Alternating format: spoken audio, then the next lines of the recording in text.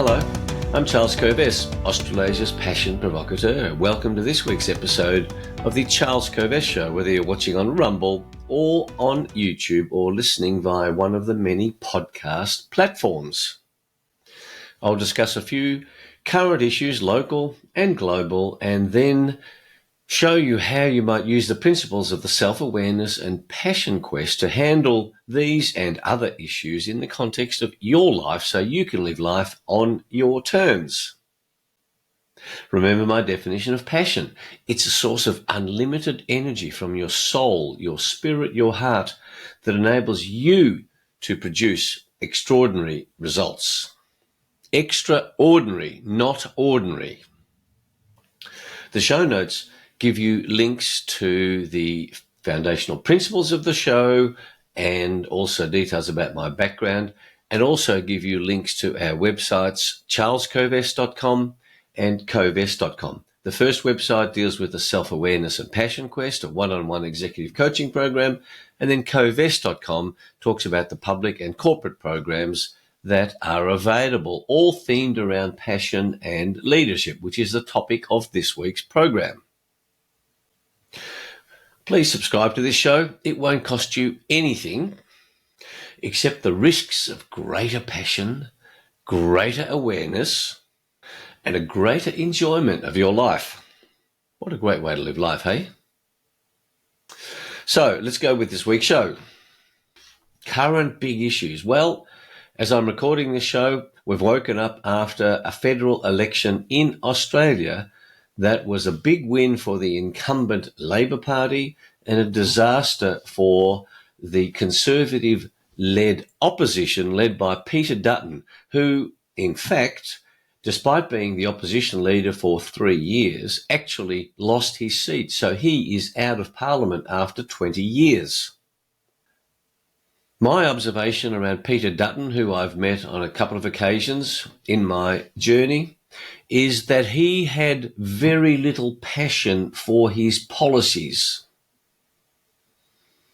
The policies of the Liberals were unclear, were not passionately put, and Dutton seemed to be scared of standing for anything. He was wishy-washy. Indeed, that was the commentary prior to the big day of commentators towards the end of the whole election campaign, talking about how wishy-washy Dutton was, and indeed Anthony Albanese, the current Prime Minister. Now, Albanese had an easier job because he was the incumbent, and never in Australia's history had a first-time Prime Minister been thrown out without being given a second chance. So it really required a solid set of reasons why people would throw out a first-term Prime Minister. Well, as it happened, they didn't. And indeed, the Labor Party got a huge increase in seats and the Libs were decimated.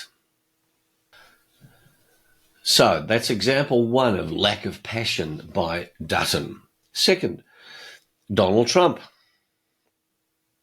He articulates beautifully how to create change you need to take risks. He is a risk taker. He is a businessman. He is willing to take risks, but with taking risks comes the huge risk of criticism. And Trump is criticized roundly, has been for years, by friends of mine, by the media in America. He seems to be immune to that criticism. Why? Because he's passionate about what he is on about. He is passionate about the message that he's sharing with Americans of Make America Great Again. Passion makes you immune to criticism. You can listen to it, but it's not going to stop you. The fear of criticism is not going to stop you saying what you want to say. Are you able to take criticism for standing in the marketplace of ideas? The next current topic is Robert F. Kennedy Jr., Bobby Kennedy, who I have met on 2 occasions, online admittedly, and he wants to make America healthy again. He was going to stand for president, put his efforts behind Trump and helped Trump to get elected. Now, Bobby Kennedy is passionate about health.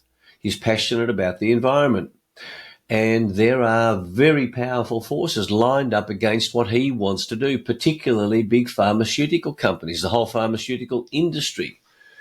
And so if he's not passionate about making Americans healthy again, he will wilt in the face of that resistance. And it's very powerful resistance, including from his own or from the Republicans, because many Republicans and Democrats are financially supported by pharmaceutical companies and by the medical companies and by the industrial complex and the military complex. And so these representatives are being pressured to oppose what Bobby Kennedy wants to do. And so people are complaining that Bobby Kennedy is not moving quickly enough. Well, he, number one, is being very strategic. Number two, he, with the Kennedy name, of course, you can sort of say, hey, I don't want to get knocked off too quickly.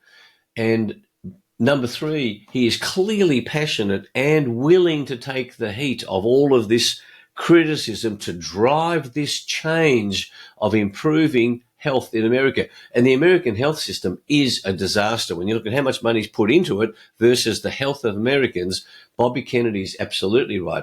MAHA is badly needed, desperately needed, as it is in Australia, because so many people are unhealthy in Australia. And what Bobby has to do is to inspire with his passion the agencies that are all under the governance of the Health and Human Services portfolio, of which he is the head as the secretary of that department.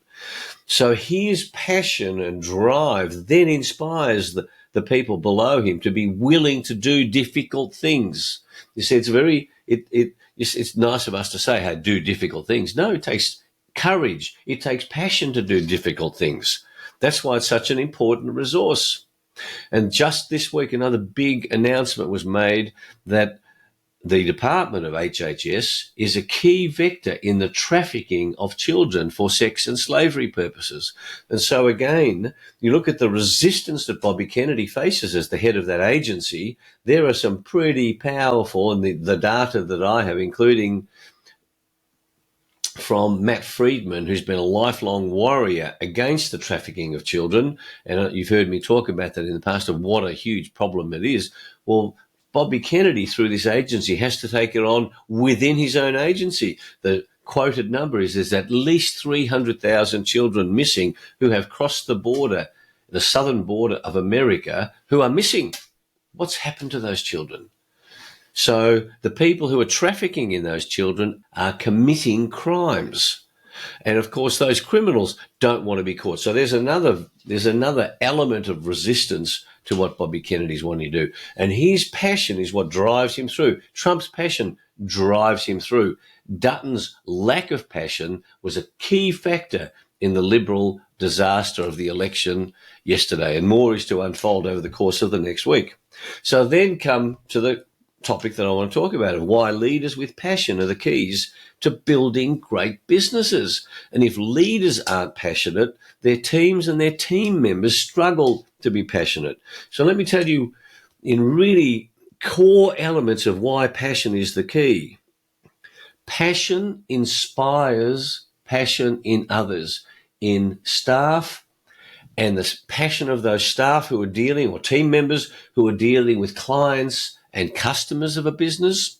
So passion begets passion, and passion is a source of energy, and energy is what drives productivity. And every leader wants productive team members. If they're not passionate, their productivity will be down because their energy is down. Secondly, passion is the source of courage. If you're passionate about something like Trump and Bobby Kennedy is the examples I've given to you, then you will do what needs to be done. You won't be dominated by fear. You see, courage is not the absence of fear. Courage is overcoming the fear. And when you're passionate, you can access courage. Next, truth.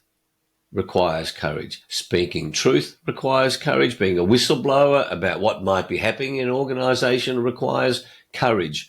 And if team members who know the truth of what's going on in an organisation, or public servants in Australia, in America, in the UK, who actually know what's going on, if they're not passionate, they will just shut up. They won't speak the truth. If Bobby Kennedy doesn't know the truth, if the head of a company doesn't know the truth of what's going on, how does that person make decisions? So if you don't have passionate team members, you're not going to hear confronting truths that lie at the heart of the next level of improvement for a business.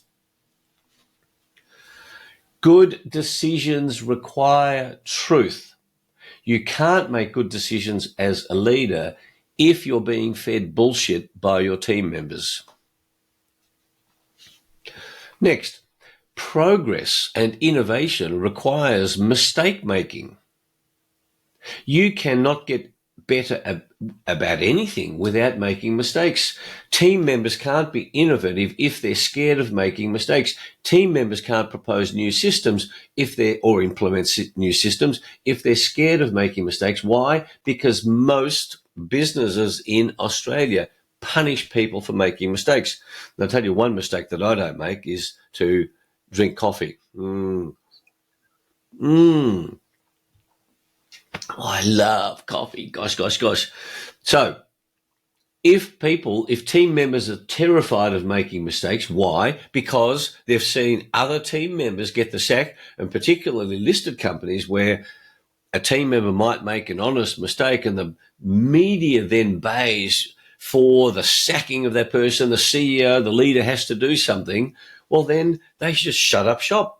And you've heard it said many times before that politicians who make mistakes, are then absolutely hammered. Well, people see this.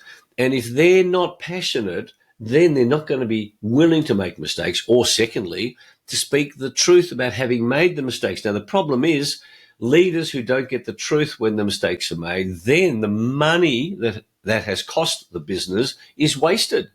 But if an enlightened, passionate leader who's got passionate team members is willing to hear the truth and the team members are sharing it with him, then the organisation, then the business can continue to grow. And when I talk about business, I'm talking about big, large, medium and small enterprises, including professional practices, dental practices, health practices, legal practices.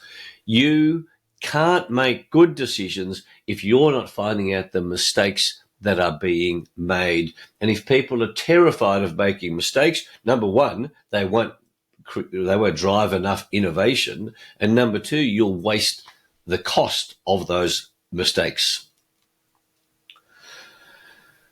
A great example of mistakes on show is top world-class sporting teams. Look at the analysis that happens. Imagine being a footballer, a netballer, and you're on show, a gridiron player, you're on show and you've got the whole media looking at you. Imagine running your life moment by moment when you are being paid and someone's looking over your shoulder to look how you are doing it.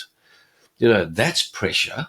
And these people, the coach sees the mistake, everyone sees the mistake, and then the coach says, well, you made that mistake, you can't hide it. That's the benefit of at least making mistakes in public. But of course, it can be hugely embarrassing making those mistakes in public. Mistakes are crucial learning opportunities. Next, last one. Passion is a source of spiritual energy. It comes from your soul, your spirit, your heart. It's a spiritual resource, and passionate leaders are more willing to care about the business, but more importantly, to care about their team members. And great businesses are built through great performance, and great performance comes from people who feel cared for.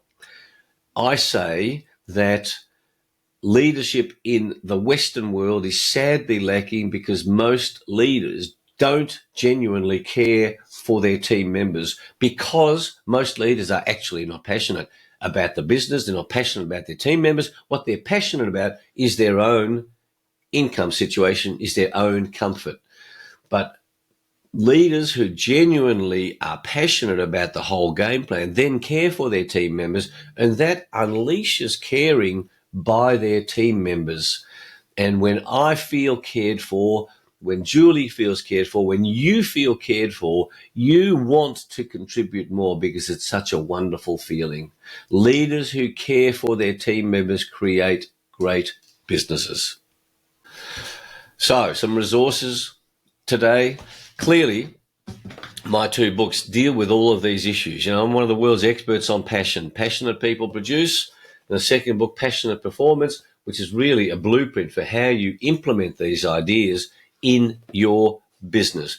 And if you want leaders to be more passionate and they need coaching, then come and talk to me about that, because that's what I do. Or if your teams aren't exhibiting enough passion, that's what I do. I come in one day, I can literally shift years of clogged up thinking, clogged up behavior. And indeed, if people say, what is a passion provocateur? Well, I think of me as a mental laxative. I unblock constipated thinking. And leaders who want to unleash genius have to unleash passion in their people. So I know what I'm talking about. I promise you it works. On the health front, a resource I want to share with you is to keep driving the message of vitamin C. I'm still amazed how few people don't understand the value of vitamin C in supporting their immune system. Your immune system needs support. If you don't give it enough, you get unwell. You get sick. Please pump the vitamin C. And then a song. You see, music is the language of the soul. And, think of a great song that inspires you, and think of a song that might inspire your team. Well, the song that inspires me is the song Flashdance from the movie Flashdance. There's that great line in it, take your passion, make it happen. Pictures come alive. You can dance right through your life. It's such a powerful song. When I hear it, it raises the hairs on the back of my neck. I'm so excited and empowered by it. Songs can do that. Find ways to raise that energy level of your team members. I'm not saying you sing a song every morning, but understand the power of spiritual energy to get people to go the next step in their development. And that's what's going to help you build a great business. That's what helps anyone build a great business, a great organization, a great charity, a great political party. So that's it. I hope today's show makes a beneficial impact on your life, a life that I believe is meant to be all that you're capable of making of it. Check out our websites, covest.com for corporate programs, public programs, and charlescovest.com for one-on-one coaching. Thanks for watching or listening. And may your week be full of passion, full of challenge, full of embracing the challenge that life gives us, so that we can constantly be learning and growing. Because if you're not learning and growing, you are either dormant, which is okay for a little bit, but if you're not learning and growing, you are dying. Don't do that. Live life on your terms. Make of it what you want. Live a life that inspires you and inspires those around you. Thanks for being with us. See you next week. Bye.